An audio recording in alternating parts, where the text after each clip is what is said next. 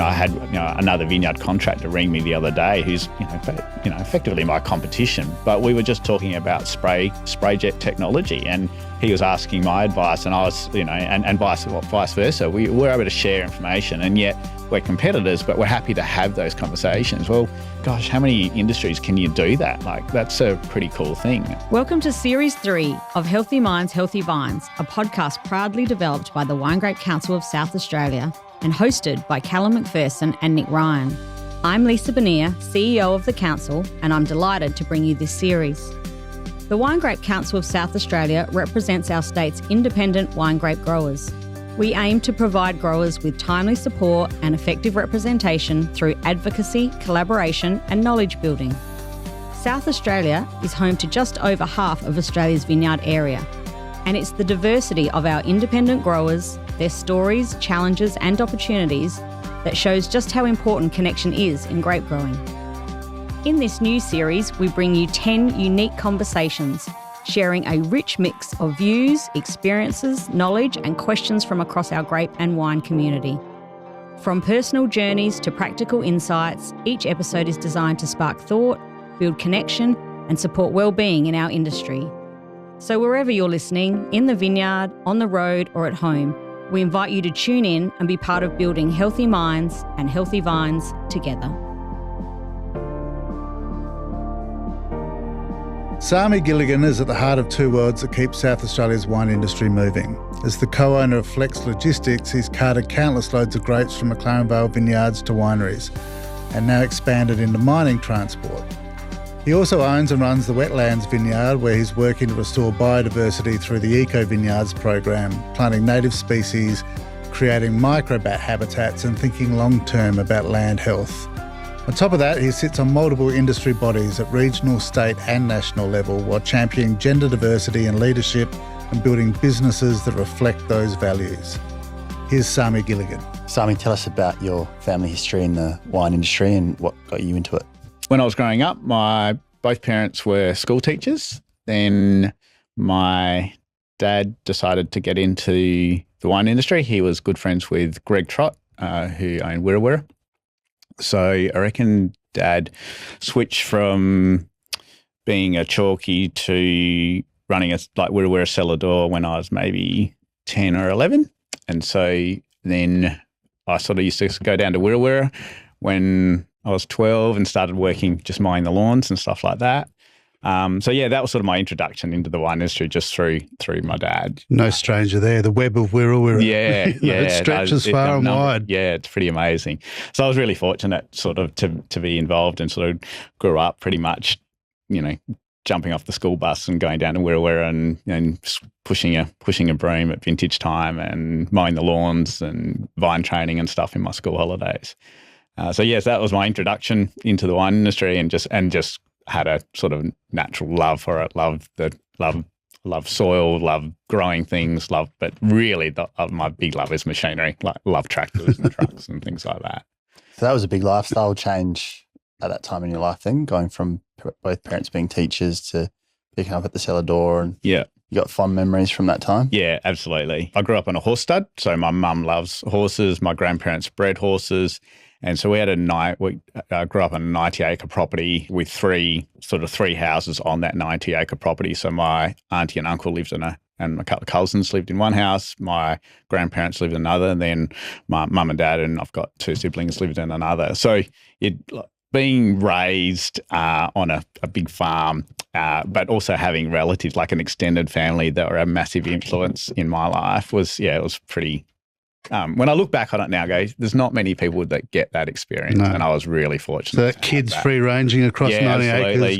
Yeah, absolutely. We had a creek that ran through the property, so a lot of time sort of yabbing and just and exactly like you say, just being able to do whatever we want whenever we wanted, and it was that old sort of adage, "I will be home for dinner time" sort of thing, and sometimes you would be sort of things. We're really pretty idyllic. Yeah, absolutely. Yeah.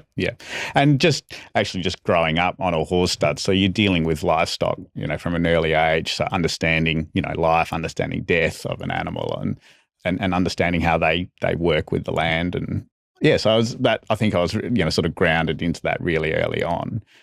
So it was an amazing upbringing and an amazing experience. So, yeah. What was the first piece of machinery that you fell in love with? Massey Ferguson 135.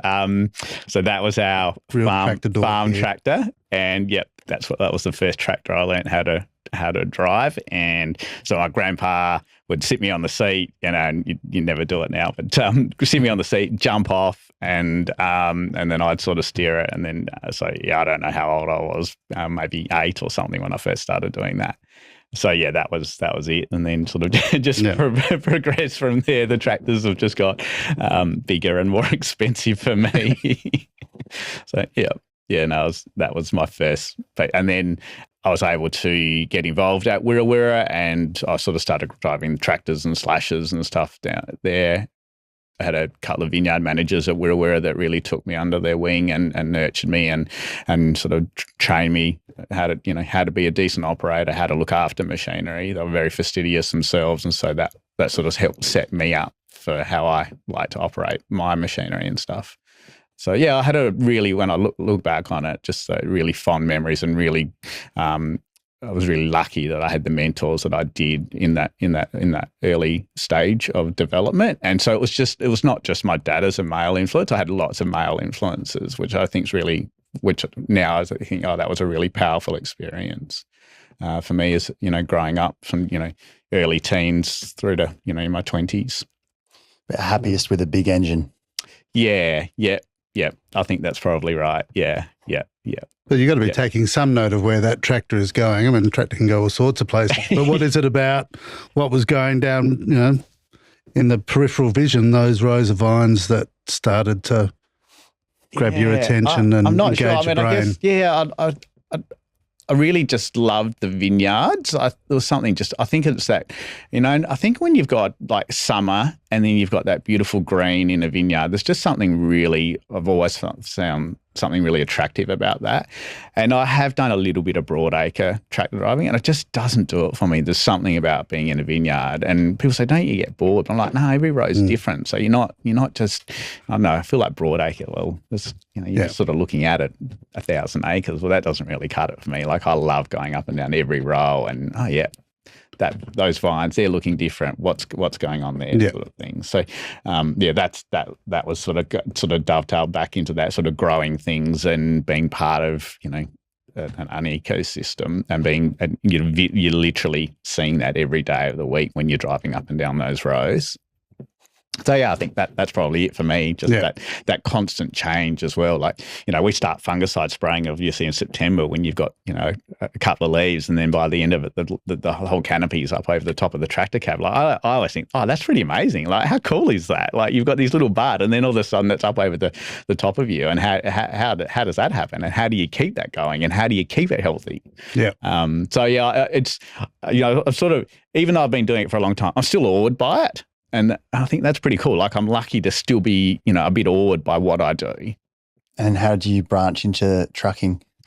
Always had a big, I always loved trucks. So like I said, I grew up on a horse stud, and we had a horse truck, and we used to travel around Australia going to horse shows, and just being in that truck and just seeing other trucks coming towards you and stuff, like just the size and the power of a truck.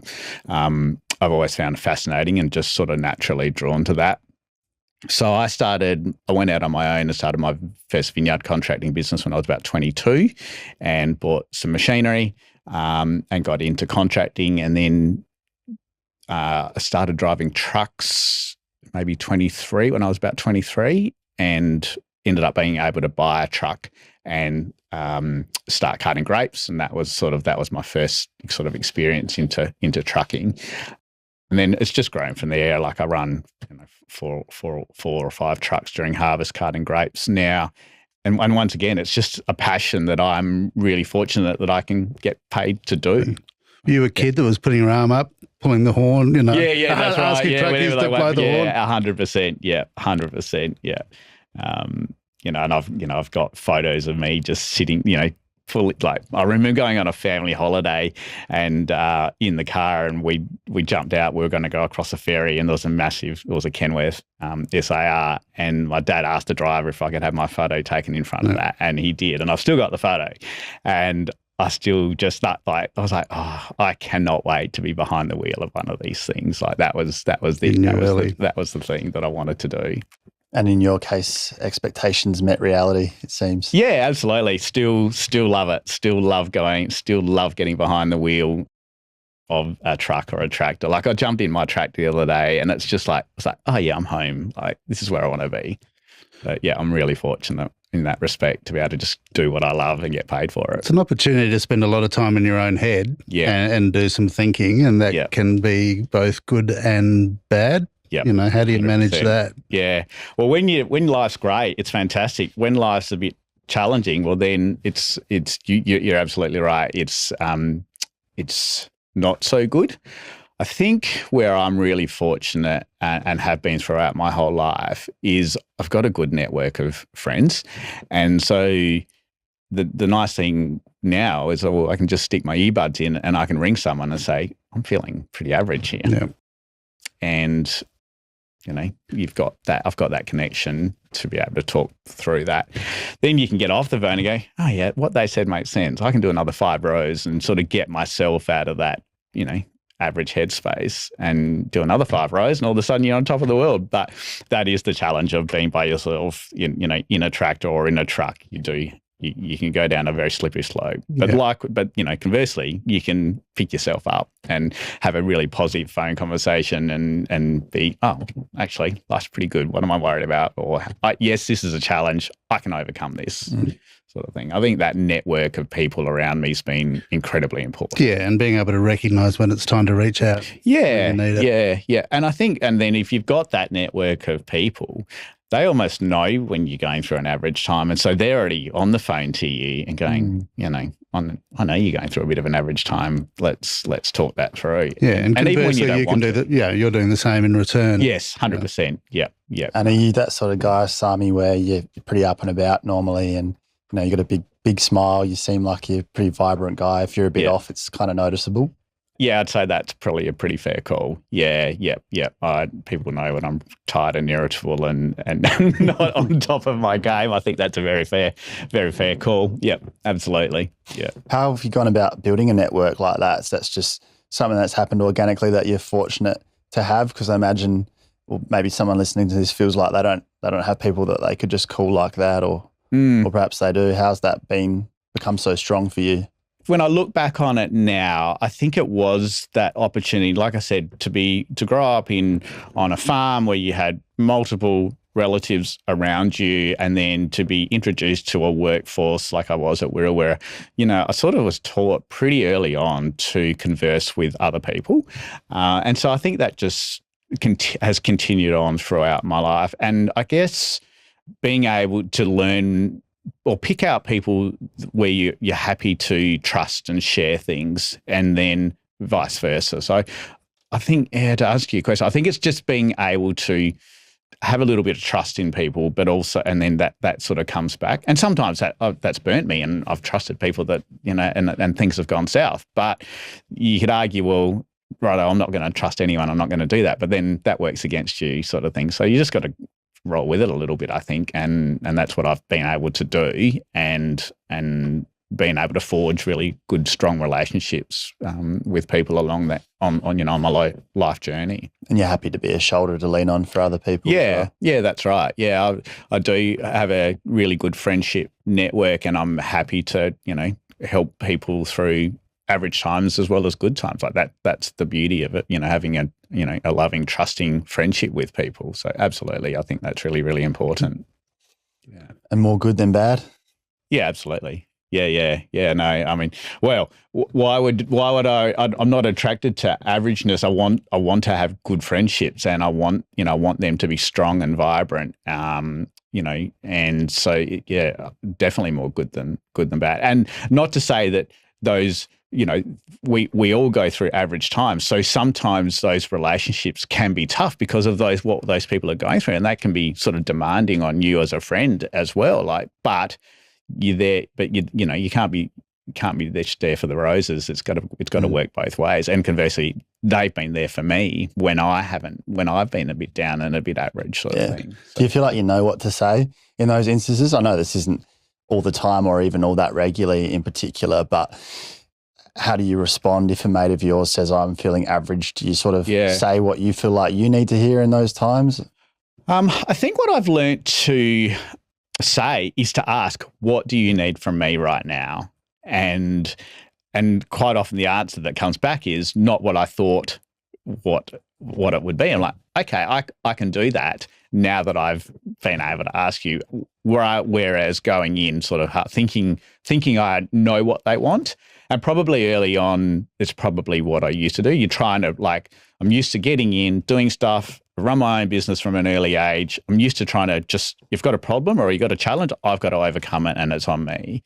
And so trying to just go in and solve people's problems, like, actually, that's not really what that person wanted or needed at the time. I got that wrong and I can do this, I can do this another way and still be what I need to be for that person. And I think that, as life's gone on, I've had that sort of life experience.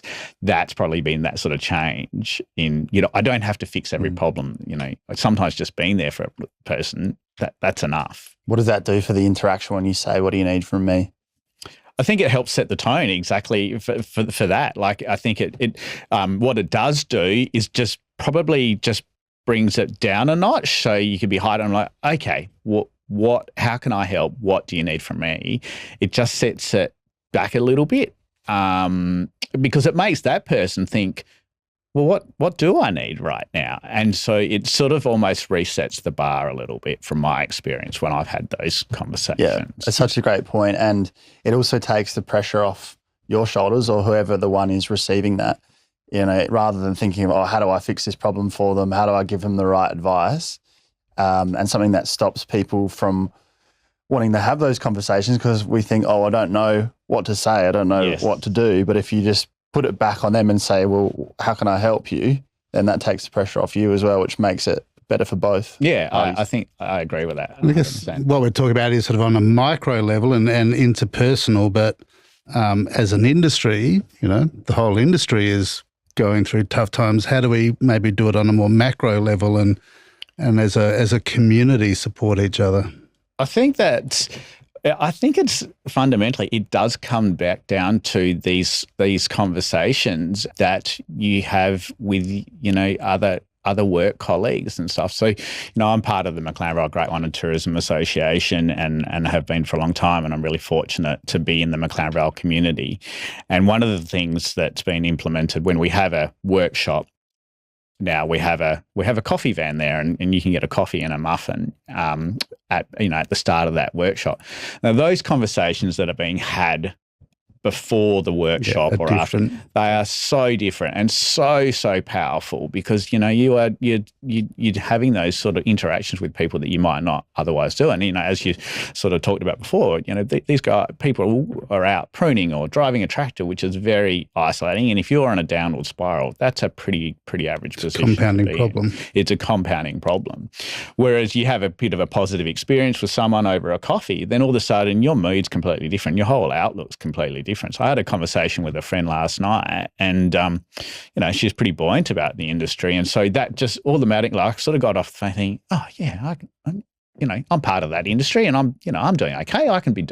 This is me as well. Why shouldn't it be me sort of thing? Yeah. So those conversations, I think, are the sort of the powerful things and probably the relationships. Like I look at being in business a long time with people, like with a lot of customers and work colleagues on different boards and stuff, those relationships and just knowing the people that you're sitting across the table from and doing business with, that's a powerful tool in itself. But I don't know if we understand or recognize that enough in the industry at the moment. And I don't know how you capture that, but I do think it's an incredibly powerful opportunity that we've got as an industry. Yeah, and how to celebrate the positive without being sort of Pollyanna-ish and being foolish and ignoring challenges. But there is a lot to be positive about and a lot to celebrate. Yes. And I think we need to do better with that. Yeah. Yeah. Yeah, and it can be hard to switch your perspective on your own. sometimes Yes. it takes someone else reminding you, who's in a different headset, reminding you about the good things that you do, or the good things of the industry you're involved with. And then you're like, oh, like you said, I remember that. And then that can change everything. And nothing's even necessarily changed, but you've just had a connection with someone and you've been reminded of what's good about it. And then that can make a big difference. Yeah. I think you mentioned it there. The problem is if you're just out by yourself and you're just in your own head and you don't have anyone to be that circuit breaker, Yes. then you can stay stuck in that for longer than you need to. Yes. Yep. Yeah. No, I totally agree. And so having, back to that sort of the coffee cart sort of opportunities there, like I just think for growers, and anyone in the industry for that matter, that just that coffee and that interaction, it just helps forge something that we can capture, and it helps people through an average time. But also, it's a strength that we have as an industry as well. Like we're actually pretty collaborative as growers and even as wine producers. I do feel there's like a camaraderie in the industry that's pretty. I don't know if it's I don't feel that. In the little bit I've had to do with the transport industry, I don't get that same sort of feeling. But in the wine industry, we do have that. And I just think, wow, that is pretty cool. Like I can be, talking with my competitors about just how business is going. And indeed, I had, another vineyard contractor ring me the other day who's, effectively my competition. But we were just talking about spray jet technology, and he was asking my advice, and I was, and vice versa. We were able to share information, and yet we're competitors, but we're happy to have those conversations. Well, gosh, how many industries can you do that? Like that's a pretty cool thing to be able to do. Yep. Just talk a bit about sustainability in your vineyard. Yeah, so we've got a little vineyard, and I've probably, I've moved away from things like herbiciding and so that was a real, big shift for me. Watching people like Richard Leask over the years and how he's done that sort of encouraged me, but even still to just took and still does. I still look out and go, I just want to go and get some. I just want it to look clean under vine because that's how it's brought up, and that's that was what we did. So it's been a real mind shift in that sense, and so just managing sort of probably the biggest shift for me is that sort of understory, management. And I've always been quite careful with our fungicide regime. We're not using harsh chemicals from a fungicide application point of view. We've always been big on applying compost and composted manures to our soil. Like I do get soil. I think I understand what my soil needs, but in saying that, I like to think that, but then in saying that, I'd still struggle with not going and, splashing some herbicide around. So so that's probably been the big shift for me, is understanding that. And probably what was behind that shift? I think just going, there are other ways, and by having, watching other growers in McLaren Vale and going, okay, well, they're doing it and they're getting away with it, and they're not, they're not applying that chemical, and that's a good thing. Like it's one less thing that we're putting into the environment. So that was probably the shift, and just taking notice and going, I can be part of this and I can do it, and that's a good thing, sort of thing. I think for me. Take your own hat off and put a sort of regional body hat on. Do you want to see that kind of approach more widely spread around the place? I think because it sits well with me, it doesn't necessarily needs to sit well with every person in every grower in the region. I think what I would, if to take a step back, it'd be just what I've learned is to question my philosophy and question what I think I know. So that'd probably be more the important thing, as opposed to, oh, well, I don't think everyone should stop herbiciding. Like I don't think that's fair on me to say that, but I do think it would be fair to say, let's think hard about why we think a certain way. Yep. That would probably be more my stance on it. What's been the reality of making that transition, and how you've been able to implement that without the herbicides? Well, just getting used to my vineyard looking a bit messier than what I'm, I'll always like that beautiful, neat, clean under vine, freshly mowed, BSP sort of canopy. Like that was, back in the day when I started, like we were, that was what it was like that. I remember when we planted the Scrubby Rise vineyard, and that was that, stereotypical, beautiful, neat vineyard. Like that's what it was. So that's in my head. Like that's what we have. So my vineyard doesn't look like that. My vineyard's got, different grasses and weeds under the vines, and I'm letting the grasses grow up. And so that's probably been the big sort of shift for me, just thinking about or try not to overanalyze what I'm doing and just go, this is okay. I can do this. And even still, I still it's just go right, and then go, okay, well, the fruits, the wineries that are taking the fruit are happy with the fruit. We're still getting good sort of yield. We're still getting reasonable money per ton. Okay, like the evidence is there. I can see it. Roll with it. Yeah, be okay with it. Embrace it. Yeah, there are measurables you can lean into. Yeah, that's right. Yeah, and reassure you that you're going the right way. Yeah, I think that's correct. Yeah, and you've been inspired seeing what other people are doing around the place. Yeah, absolutely. I think we're really fortunate in the region I'm in that we've got some pretty proactive growers and wine producers that have embraced that. And so, the proof's in the pudding. They're selling their fruit. They're making sort of a reasonable $1 per ton. That's turning into good wine. They're selling the wine. That's, they're getting a reasonable investment on their wine. So it's for me, it does come back down to, well, it's that dollars and cents. Are we as a region doing okay? Why are we doing okay? What can we do better? But this is a good thing that we've, there's been some pretty proactive growers in the region that I've been able to watch. Go, yep, I can take notice of that and learn from that. And then as time goes on, and embrace it in my own vineyard. How are you dividing up your time between the vineyard and transport? So that's a bit of an interesting, I love vineyards, but I probably love my machinery and my transport more, and the trucks more. So, I've got the vineyard contracting business, I've got the trucking business, I've got a bottled wine storage business.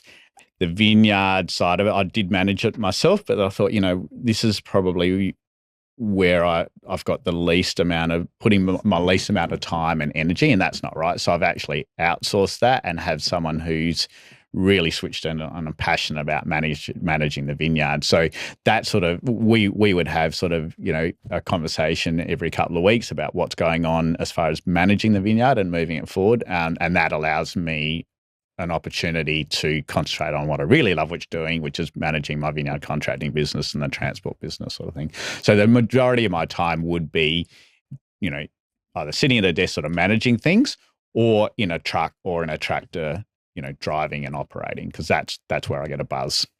And you made a move into mining as well? Yeah, it's an opportunity came up to branch into transport sort of transporting goods into the mining industry. And so that's sort of something that's happened in the last sort of a year or so.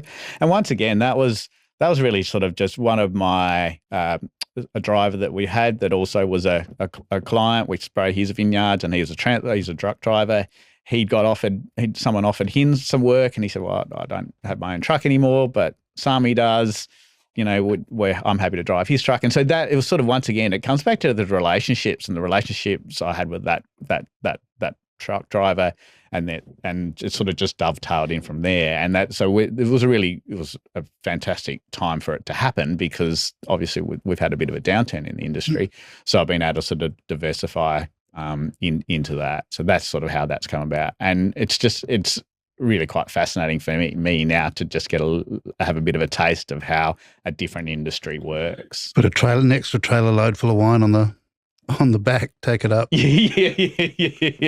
Multitasking. Yeah, try and multitask. Yeah, that's right. Yeah.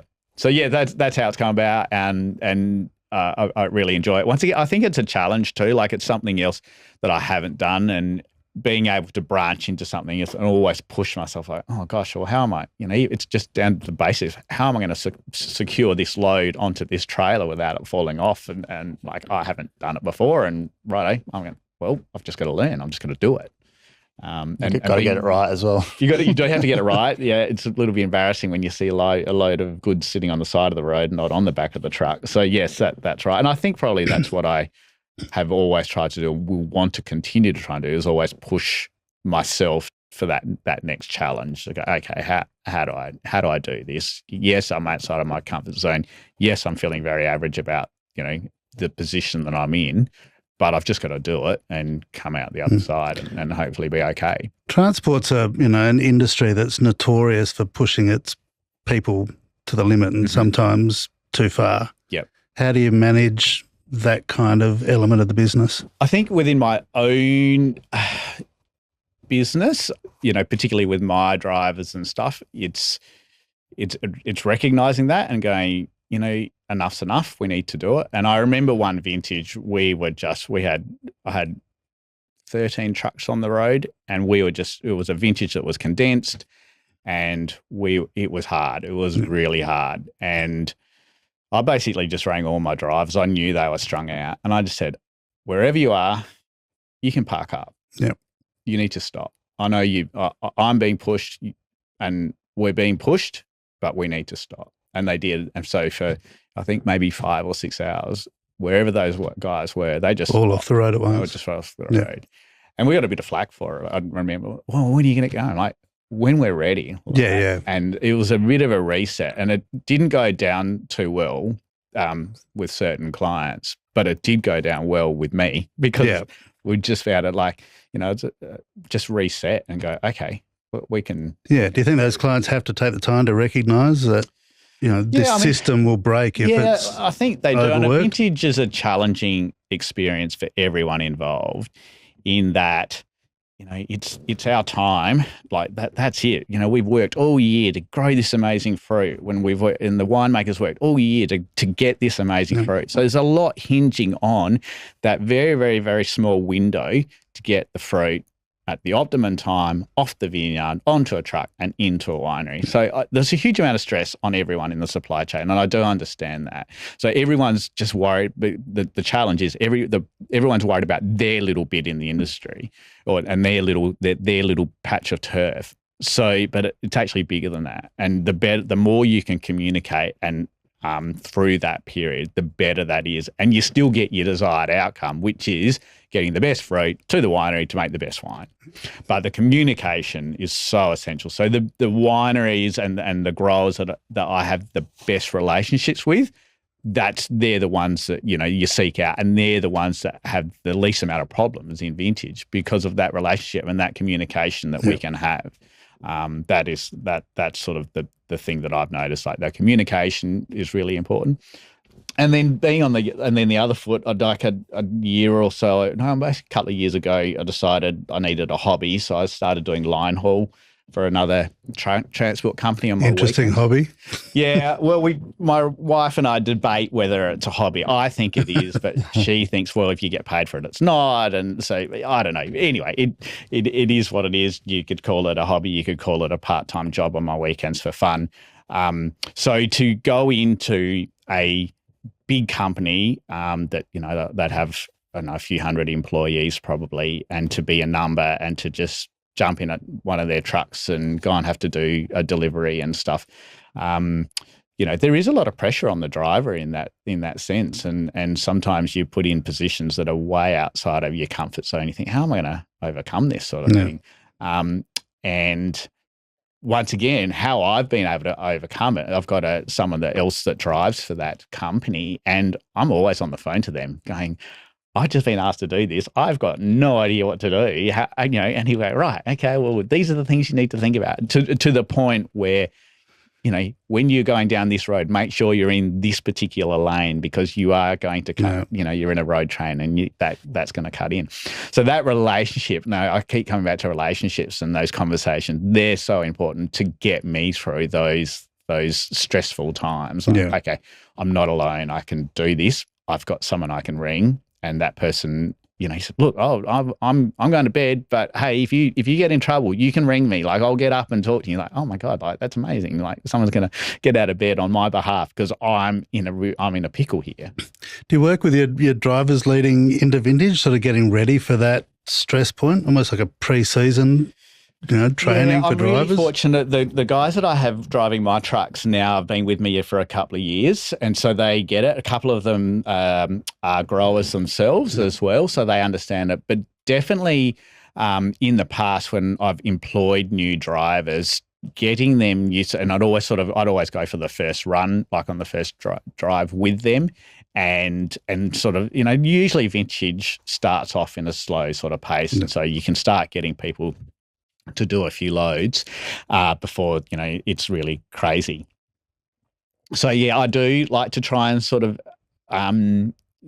give them a bit of guidance, because from the flip side, I know what it's like when you are thrown in the deep end, and it's pretty stressful when you're trying to maneuver a B-double or, trying to find a little driveway in the middle of nowhere and it's dark and Google Maps has sent you, 300 metres down the road, and then you've got to turn a truck around and go back to that thing. So I do try and keep remembering that's what that driver's going through. How can I make it as easy as possible for that person to do their job and do it well? Yeah, and your weekend hobby would keep that fresh in your mind. It does, absolutely. I think it just keeps you grounded as to what people are going on, out on the road. Absolutely, it does. Are there still growers' fridges or drivers' fridges at every weighbridge? And, at least back in the day, didn't they have, I know several old wineries, old truck driver stories, there'd be a fridge in the weighbridge. Yeah, some for all the, drivers would load up. Yeah, unload and load themselves up. Yeah, some do, some don't. But a lot of the wineries now do have at least a coffee room and stuff like that. So most places are actually a lot more accommodating for the drivers and understanding that sort of chain of responsibility and fatigue management now, which is good. Like that, once again, it's that communication. It's knowing what the person down the chain is going through themselves. So that's a good thing. Yep. You're a dad as well. Do you ever spread yourself too thin? Absolutely. Have ever since kids were born, still look back and go, oh gosh, I can't believe they're the age they are. I miss that. So yes, 100%. I'm guilty of that. And you look back and go, oh, would I have done it differently? And I don't know if I would have, but I still do find it a challenge as well. Like everyone says, oh, they'll grow up quick. You to make sure you make the most of that. And I feel like I did, but of course, as a parent, you're always living on a guilt trip of what you could have done better, I guess. So, I do. I feel at times I spread myself too thin, but it's also something that I'm challenged with even now. Like, so this last weekend, I was like, oh, I've got a free weekend. Well, I'm just going to go and do a line haul trip to Neil. And I said, well, you could just have it off. But but then but that's a waste of time. Like I've got to do something sort of thing. And so I do have to do a bit of a check now and then and go, actually, it's okay just to be at home, hang out with the kids, and that's okay. There's a passenger seat in the trucks as well. The kids ever want to come? Yeah, well, they would love to come. Unfortunately, the one of the companies I work for, that the passengers aren't allowed. We're in a day and age where everything's legislated, which is a sad thing. But whenever I'm in my own truck, they're allowed to. Of course, they come whenever they can, and that's to be able to have. I've got two boys. To have one of the boys sitting next to me, that's a really cool thing. Like, that's what I loved when I grew up, sitting next to my grandpa. My partner's father, did the same thing, and she still says, it's of her fondest childhood memories. Sitting in that passenger seat. Yeah, that's right. I've got memories and photos of the boys with their car seat like strapped into the front seat of the truck, and then them falling asleep in the sleeper cab. So hopefully those things will set their memories up as well. So. But yes, there are times when I'm incredibly challenged by the amount of work I've had to do when the kids are growing up, and perhaps not got to, every sporting event because I'm out spraying a vineyard or I'm out doing a load of grapes or something like that. And you have to challenge yourself to sit still. Yeah, I do. I like to be on the move, and you could argue, well, you're sitting in a tractor, you're not sitting still, but you are actually. There's forward momentum. So, I like moving. Have you gotten better at being able to switch off as you've gotten older, or if you're sitting on the couch there, is it just twiddling your thumbs, kind of an internal battle? Still? No, I think I have got better at that. Right, I can actually relax now, and that's okay. I used to wake up at 3 o'clock in the morning and go, oh, well, I can't sleep. Oh, well, I'll just go spreading, or I'll go spraying, or I'll go and move those grape bins. So I don't do that. And I used to really be shocking for going, right, kids are in bed, I'm going to go back to the office and do all that paperwork that I've got to do. Whereas I feel I'm much better at switching off and allowing myself, and it's allowing myself to have that time to myself and just be, with my wife, Robin, and just do that. But it's taken years. Do you feel like you really have to earn that? Yeah, I think I think that's probably it. Like I think, I'm not a great sports person. There's a lot of things I'm not, but I do, my sense of worth comes back to, I think I'm a pretty good worker, and I think I'm a pretty okay at running businesses. So my sense of worth and who I am is strongly tied to me giving output. And so I think that's right. I think it's because that's who I identify. If you took me out of the business and out of what I do, who am I? And I'd struggle with that. So because that is who I am, it's how I identify. To be not doing it, I find I struggle with that. Have you had any times in your life where you haven't been able to pull it all together, like you've been sick, or just you haven't been able to keep all the balls in the air, or you haven't met that challenge yet? Yep. I think there's been times in business where I've just gone, oh my God, what are we doing? What am I, and just, there's been times when I've just cried. I've just gone, oh my God, what have I done? Like, I did the Future Leaders course in 2010, and that was amazing. But it was a fair time commitment. And in that year, it was the same year that I built a wine storage facility. So I was building that, doing the Future Leaders course, really in a lot of debt, huge amount of debt. So I had that sort of hanging over my head. Young family, like both boys were under 5, so it's all these balls up in the air and a lot going on, thinking, and then just going, oh shit, I've got this wrong. I'm stressing my family, I'm stressing my wife, I'm stressing myself. I don't know what I'm doing. How am I going to overcome this? And once again, reaching out to people. I got a mate that I did a TAFE, my viticulture course when I was 18, and I just lent on him, and I was like, man, I know what I'm doing. And we just went down to this new warehouse, and we drew lines on the concrete of where we were going to put pallets of wine, and he just helped me through it. But it was that, once again, I had to lean on someone to help me through a really challenging, shitty time. And it was tough. And I remember the Future Leaders course, we had to go around the room and see how we were going. And I just burst into tears, and this is a group of industry peers, and I just burst into tears. And I was like, well, I'm going pretty average at the moment. I don't know what I'm doing. So, but I was able to do that, and people were there for me, and people didn't reject that. People embraced it. People came up to me after and said, hey, that's pretty shit what you're going through, and how can we help? As opposed to get over it, suck it up. It was hard, but I was able to do it. But I was able to do it because I had some people around me to help support me through that. Does your partner ever say, Sami, maybe you're taking a bit too much on here, like maybe don't do that extra? Yeah, Robin's incredibly good at grounding me and just being a voice of reason and being less emotional than I am, particularly when it comes to, taking on a new business or buying a new tractor or truck. She's like, do we need it? Talk me through this. I'm like, oh, of course we need it. Can never have enough tractors. Yeah, exactly. Of course we need it. Okay, show me the numbers. Okay, and I am good with numbers. And I do, yes, and the numbers are there. You're not impulsive. Not impulsive, but she will be the one that goes, let's really look at the numbers. Just like, you can make the numbers look whatever way you want if you really want something. But she does absolutely ground me and bring me back to if I'll support you, but we need to work together on this. You need to be able to prove it to me as a business partner and a life partner that this stacks up. And that's good. Like that's, once again, that's a relationship that without it, I'd be not where I am, because she's been the support, to get me through, the average times, but also the good times. We've done that together, which is a pretty powerful opportunity. The different boards that you're on at various levels, what's special about that, or why do you dedicate some of your time to that? Got all that spare time. Yeah, all that spare time.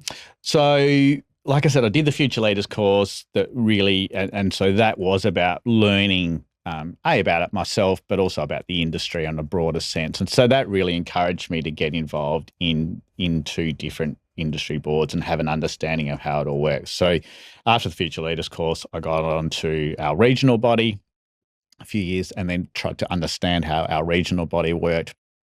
Then I was lucky enough to get involved in the Wineries Council of South Australia board and have an understanding of how that worked. Then that prompted me to go on to the Australian Grape and Wine board, a committee, a viticulture committee. So having an I was just sort of, I enjoyed having a broader understanding of the different industry bodies and how they work and sometimes how they don't work and sort of use that knowledge to hopefully just add value. So when I'm sitting at the table from a grape grower's perspective going, okay, well, this is what's happening out in vineyards. And because I'm a vineyard contractor, I get to meet a lot of growers. And so it's not just what's going on in my head. It enables me to have conversations with growers, on every day of the week about what they're feeling and thinking and what, where their place is in the industry.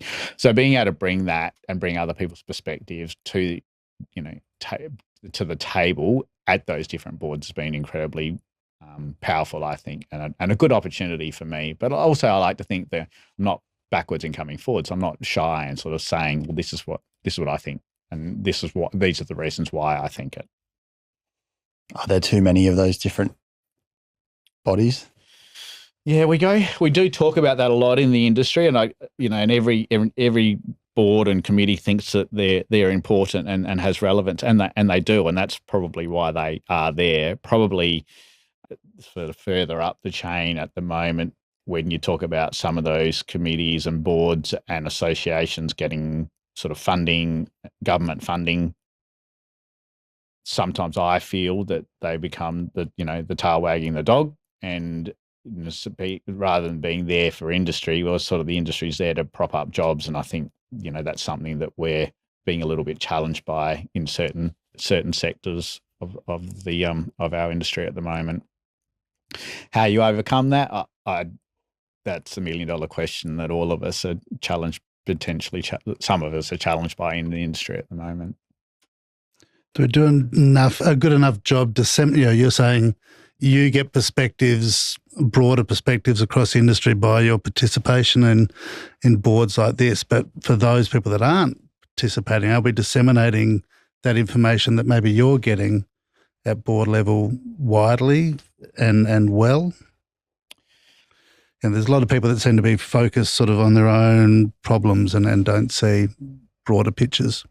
Yeah, I guess people have to want to look harder at what's going on more broadly, and some people want to do that. And some don't. And a lot of people don't. Yeah.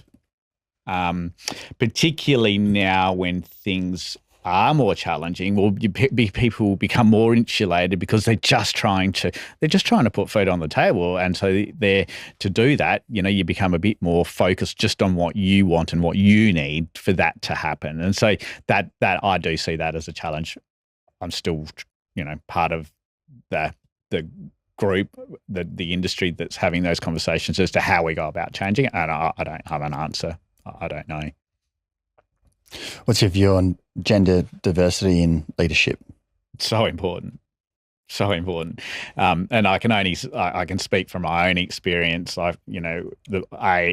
Obviously my wife's a business partner with my contracting business and transport business. I've got my wine storage business is with my cousin and her partner. and having both males and females just on that board and ownership, it's just so incredibly important in that we just get that different perspective. And it's a personality thing, of course, but I just think you do get a different perspective from having both men and women working together in a positive fashion. And from my experience working, I've got clients that male and female. Once again, having females in the workplace has been incredibly powerful. And I say, like, when I'm working with women in the industry, they're so much more organised. Like, I know where I stand, and very much more matter of fact. Right, this is what we need. Let's get it organised. Let's get it done. And yeah, so I've found that incredibly powerful. And just I've always sort of had relationships with women, so it's pretty natural and normal for me. How do men and women complement each other? Like you said, women are onto the organisation side of things. What do men bring to the table? Yeah, I think men want to provide. Men want to do stuff, and so that's what they do bring by and large. Men bring ego, but that can be a good thing if it's done in a positive fashion. Like I've got an ego. Most people in business have an ego because you need to almost have it to get to where you want to get. So I think that happens a lot with men in the room. And not to say that women don't have people that are wanting to do stuff have egos, and that's okay if it's done in a positive fashion, I think. What are your hopes and aspirations for McLaren Vale? To still be growing grapes and wine for the next 50 to 100 years. That's something I think a lot about in my own selfish sense of, well, how are my businesses going to survive? Are they going, do I have a business? Is that going to be viable in the next 1, 3, 5, 15, 20 years? So the big thing is wanting McLaren Vale to still being able to produce really good fruit and really good wine that people want. So what are the threats to that? Urban encroachment probably on the region. So if growers aren't making money, then of course they need to then think about removing that vineyard, and what do they do with that land if they can't grow grapes. And a lot of McLaren Vale is smaller parcels of land that, when the industry was good, gave a good return on investment. To rip those vineyards out and plant wheat or run sheep or cattle, they're just the parcel sizes aren't big enough. Yeah. So what do you do with that land if it's not viable for vineyard? And that's a challenge. And of course, and little housing development's the easy one of the easy things is housing development, and it's a great region. It's in McLaren Vale, you're 10 k's from an amazing beaches. You're 40 minutes from the centre of the CBD. Yeah. Like it's a fantastic area to live. So why wouldn't you want to live there? So then the thing is, if people aren't making money with vineyard and producing wine and making money out of wine, then what do we do? And so that's a threat, absolutely. And then of course there is the threat of just, well, what the wine industry is going through. Are people going to keep drinking wine over the next 5, 10, 15, 20, 100 years? Wine's been around a long time. We'd like to think that it is, but that it's easy to think that, and we do need to be looking hard at remaining relevant and wine being consumed for the next however many years to stay relevant. Is that why you're drinking more yourself? Yes, I'm not a big wine drinker. But I do. There is something incredibly special about when your fruit is turned into wine, and a winemaker said, "Well, this is just your fruit off your block." Like this, I don't know. It's something incredibly, it tastes good. Only because it's your sort of thing. So yes, that is probably why I'm just trying to understand, and I'm probably trying to understand more. This is the fruit, and this is why it tastes this way. From what you've done in that vineyard on that particular year, or because of the season being the way it is. So just trying to understand it better than what I have wanted to in the past, I think is why I've started to try. Yeah, I think, and that is always crucial, that communication and conversation from winemaker back to grower, and the ability to be able to, point to, this is solely your fruit. And I know a bunch of winemakers who will keep, grow parcels separate and then bring everyone together and taste them and say, yes. Yeah. Want to know why you're getting paid B grade and he's getting paid A grade? Well, let's try them together. I think that's it's powerful and it works. Yeah. No, that's right. I sort of did a lot of work in wineries when I was younger, but I was able to work with a small winemaker, and it was just me and him in the winery, and being able to taste the different fruit, go from fruit to wine, and then go, that vineyard was 3 tonne of the acre, that was 4 tonne of the acre, and I could actually physically go, I get it. I get it. Whereas wasn't able to do that before. So that was, once again, a powerful opportunity for me to learn just about yield, site, and how it all relates to wine quality. But then, of course, you can have the best wine in the world, but if you can't sell it, it doesn't mean anything. So that's probably another, that's the challenge for all regions, but McLaren Vale is no exception. How do we keep remaining relevant to our consumers? Yeah. And amidst the obstacles and uncertainty, what gives you reason to be optimistic? I think because there are people that are in McLaren Vale and my client, people that I work with that are doing well, and they are still selling wine. Like, wine consumption has dropped. There's no doubt about it, but it's dropped a little bit, and people are still drinking, and we have to remember. And we're making the best wines we've ever made. And we're making incredibly good, wines and growing good fruit. We've got technology, we've got, an experience as an industry. So I think they're the things that give me hope. Like, when I look at, I can track how much wine we send out of our warehouse. I go, well, we're sending wine out. Good. That means people are drinking it. That means we're making a product that's relevant to society. Fantastic. So they're the things that give me hope. It's the conversation with a grower that's just got A grade for his fruit and been just re-signed for another 5 years, and we've been putting mulch on that vineyard for him, and he's incredibly optimistic about where he is and his life. It's dealing with a wine producer that's just got an award, and we're mailing out all that wine to the consumers that are interested in that product now. I think that's probably where I get it and go, actually, geez, I'm very fortunate to be in this industry in this region, because we're still going okay, and we can go better. Well said. Thanks, Sami. Thanks, Sami. Thank you. Thanks for listening. Head to the Wine Grape Council of South Australia website for links and further resources.